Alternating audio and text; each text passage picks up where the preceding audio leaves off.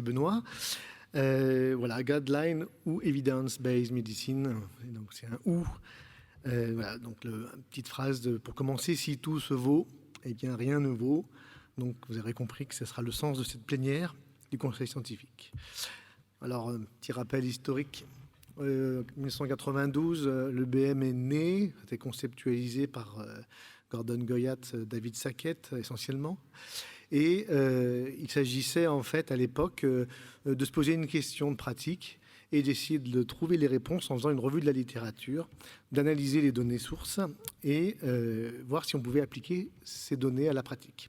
Si bien qu'en France, par exemple, 10 ans après, vous êtes au courant, la lecture critique d'articles a été introduite en 2002 et du coup, dans cet esprit, que chaque médecin pouvait analyser, chercher, trouver, analyser la littérature et l'appliquer. En gros, il n'y avait pas besoin de synthèse puisque chaque médecin pouvait le faire. Mais très vite, en fait, les mêmes concepteurs de l'EBM, dont Gordon Goyatt, ont dit les praticiens, c'est vrai, n'ont pas vraiment le temps ni les compétences pour faire vraiment de l'EBM. Donc, il a apparu cette idée de déléguer cette démarche à des experts qui se réuniraient pour faire des guides de pratique clinique. Alors, oui, a priori, c'est bien pragmatique, c'est tout à fait réaliste. Le problème, c'est qu'il faut au moins que ces experts fassent réellement de l'EBM. En fait, quand on regarde la littérature, d'abord, il y a une prolifération des guidelines. Environ, vous voyez aujourd'hui, quand on tape Clinical Practice Guideline dans PubMed, vous avez 5855 résultats avec une augmentation exponentielle de 500 guides par an. Donc voilà, beaucoup de guides pratiques cliniques sont très variables également, selon leur public, donc les médecins qu'ils visent ou les paramédicaux, leur population, les patients.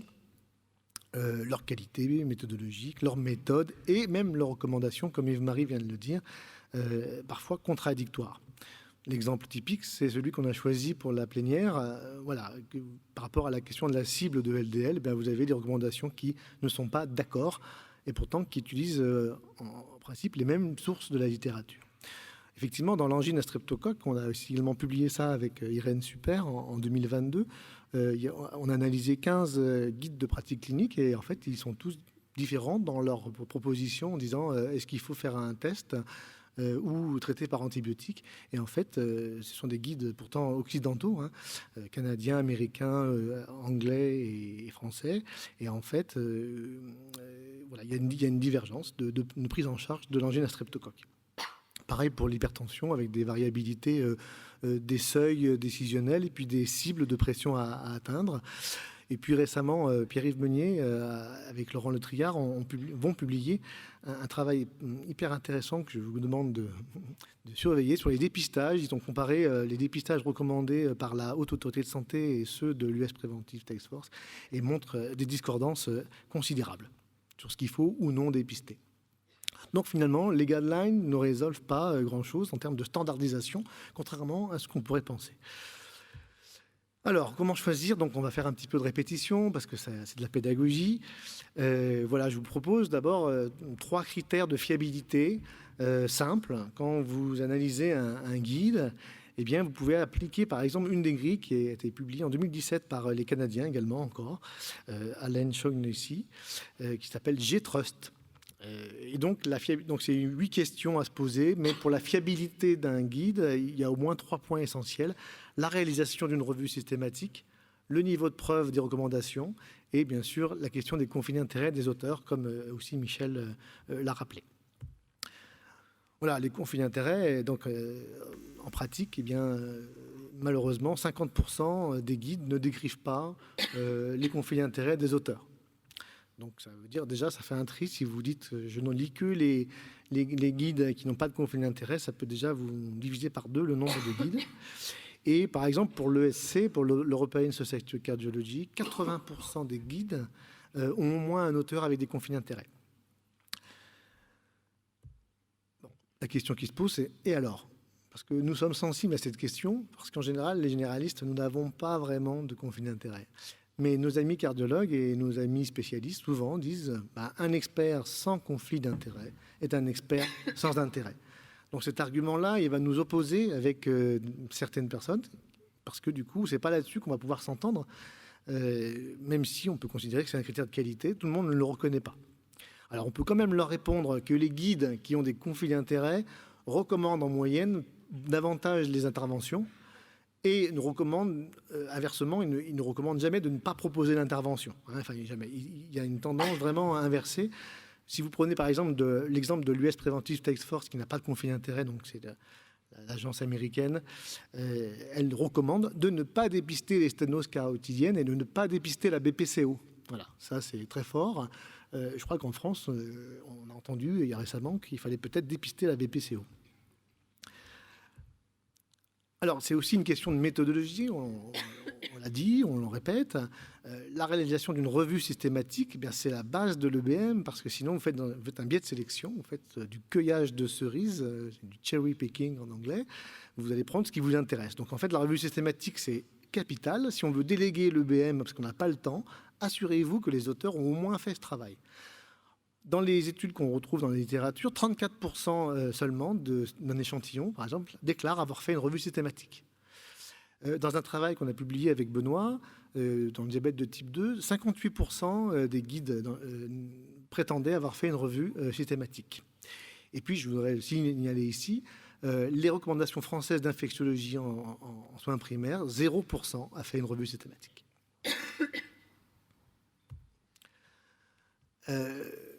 Alors, la méthode GRADE, on en a parlé, c'est un critère de qualité, c'est ce qui va permettre d'évaluer les preuves et le niveau de preuve de la littérature.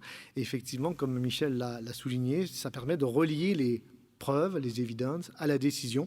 Donc, c'est une méthode extrêmement intéressante pour ça. Cette méthode, elle permet d'analyser la littérature. Elle va bien sûr les transformer ça va impacter la force de la recommandation, comme Michel l'a rappelé. Un message important, c'est qu'il n'y a pas de recommandation forte si les preuves sont de faible qualité, ce qui est plus conforme au raisonnement EBM qui nécessite d'avoir des preuves pour recommander l'intervention. Donc ces 3 points, en fait, ces 3 critères permettent de s'assurer de la fiabilité d'une recommandation.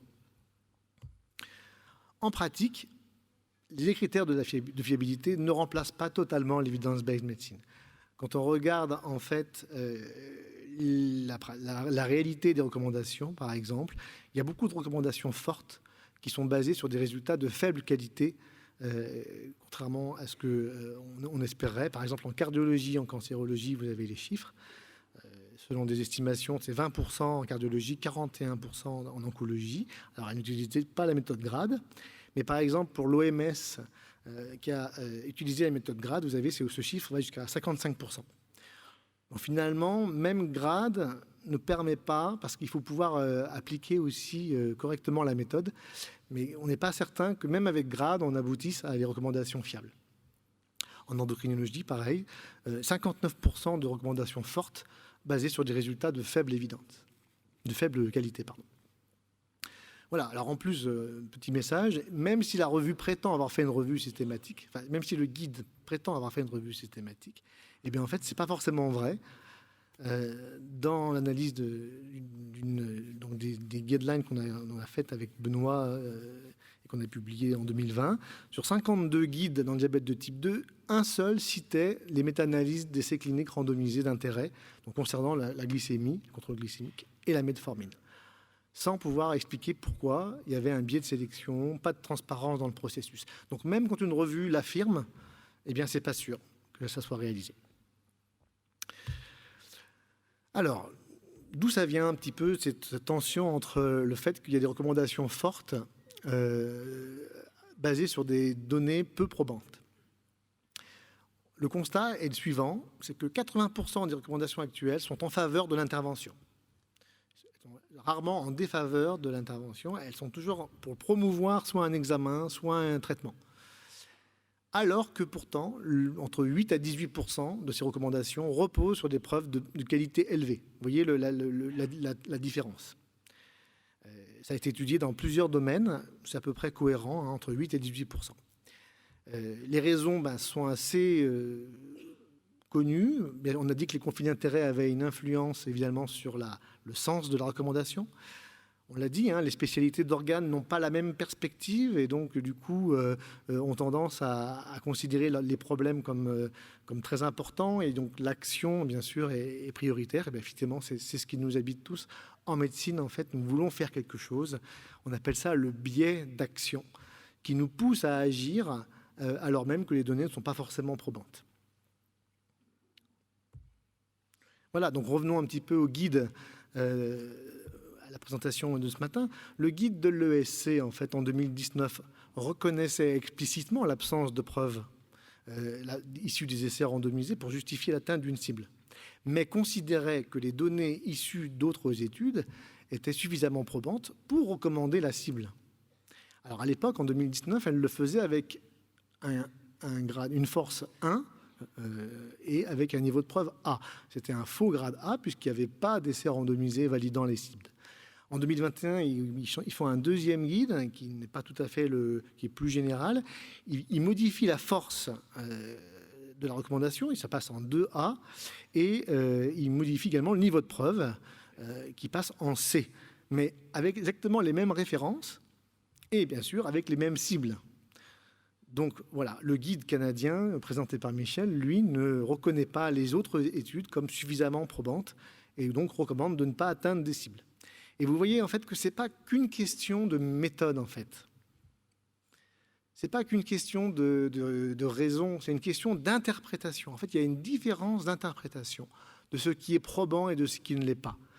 Et c'est ça le message que j'aimerais faire passer en fin de plénière, c'est que ce n'est pas une question de méthode, mais de raisonnement face aux données, et en particulier face aux données manquantes, c'est-à-dire quand il n'y a pas d'essai randomisé.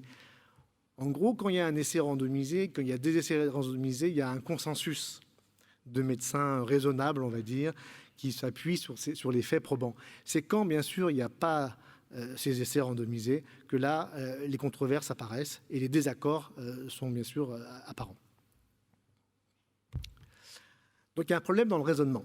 Et c'est ça que je voudrais essayer de vous, encore une fois, de vous inviter à réfléchir.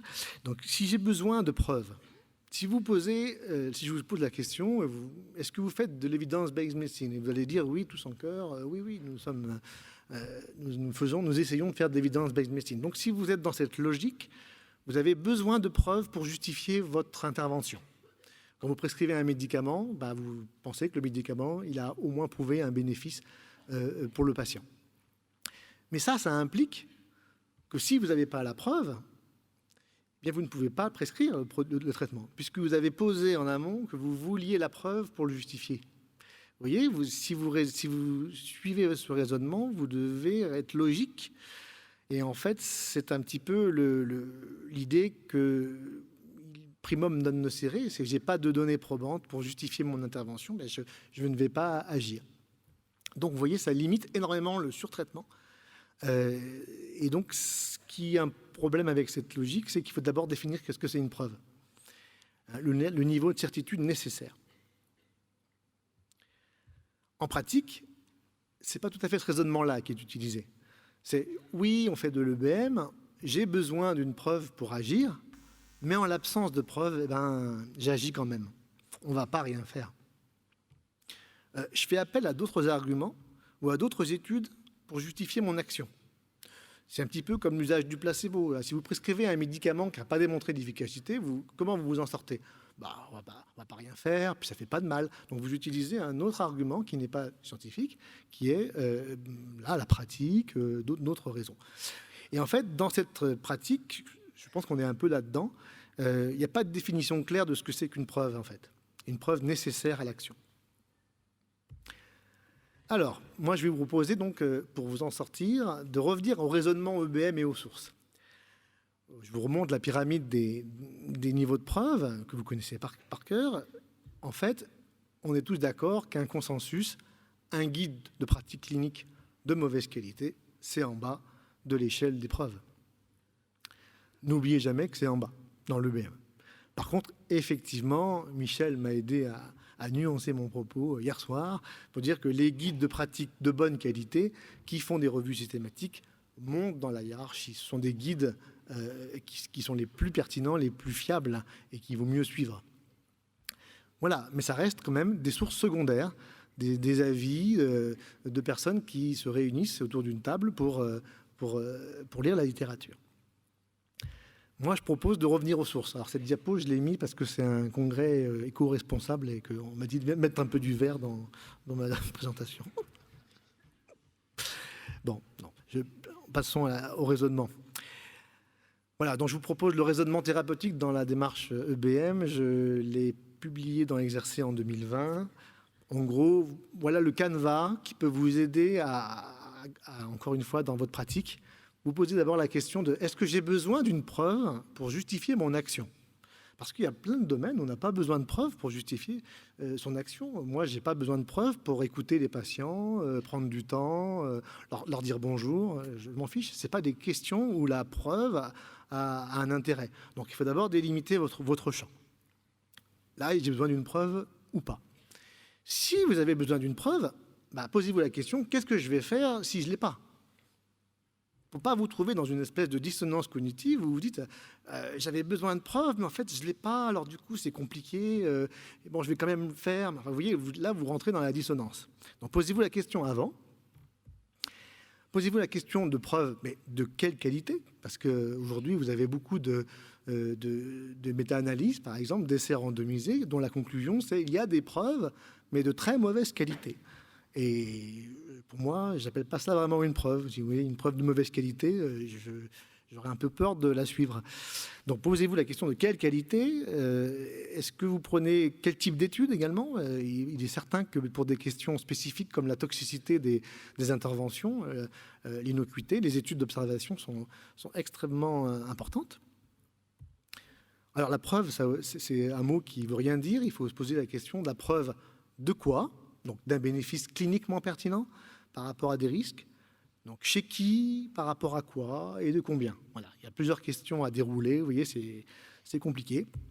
Et puis, bien sûr, vous posez la question, est-ce que les bénéfices, au final, seront supérieurs aux risques? Et puis, est-ce qu'il y a des meilleures alternatives? Alors, voilà, c'est une espèce de canevas, de liste qui peut vous aider un peu dans les pratiques. Et puis, surtout, vous allez comprendre qu'en fait, un des avantages considérables de cette pratique, c'est qu'en moyenne, 10% des interventions que nous avons à nos dispositions ont prouvé une efficacité supérieure au risque de façon solide. Donc ça veut dire que 90% de notre pratique n'est pas vraiment étayée par des preuves de bonne qualité. Donc ça va avoir des avantages.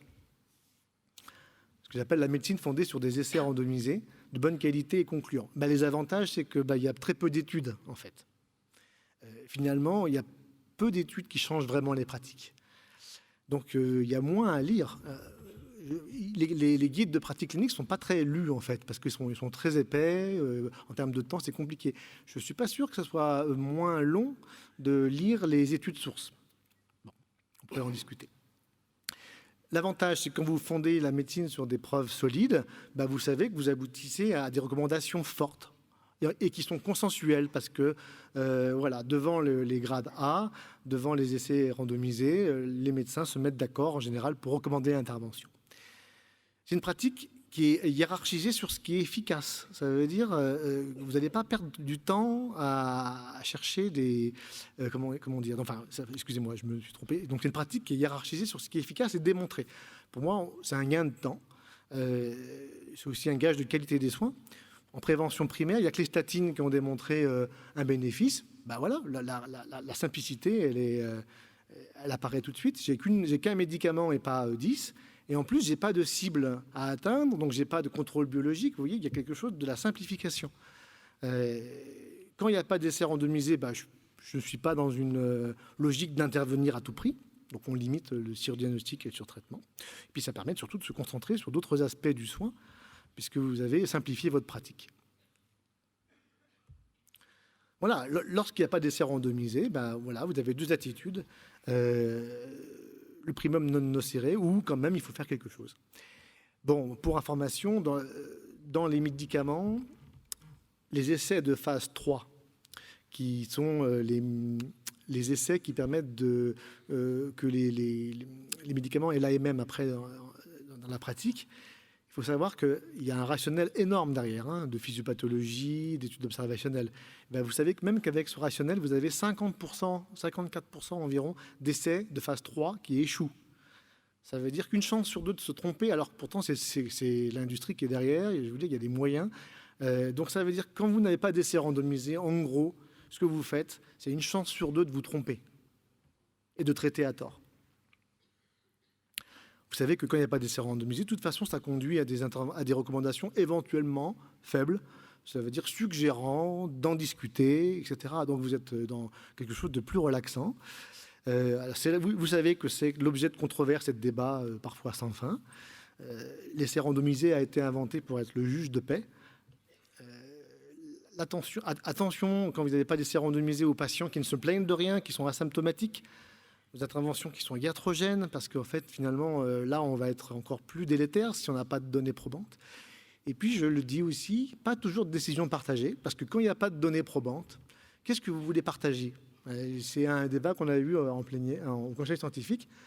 La cible de LDL, ben, si elle n'est pas à atteindre, elle n'est pas à atteindre, et je ne vais pas demander aux patients ce qu'ils en pensent. Donc, je ne suis pas sûr qu'il faille tout le temps aller dans la décision partagée quand il n'y a pas d'essai randomisé. Voilà, donc je m'arrête parce que le temps passe aussi. J'ai fait un rêve, eh bien, que la compétence érudition des Canadiens vienne décorer notre belle Marguerite pour que l'érudition soit maintenant une des compétences de plus de la médecine générale française. Merci pour votre attention.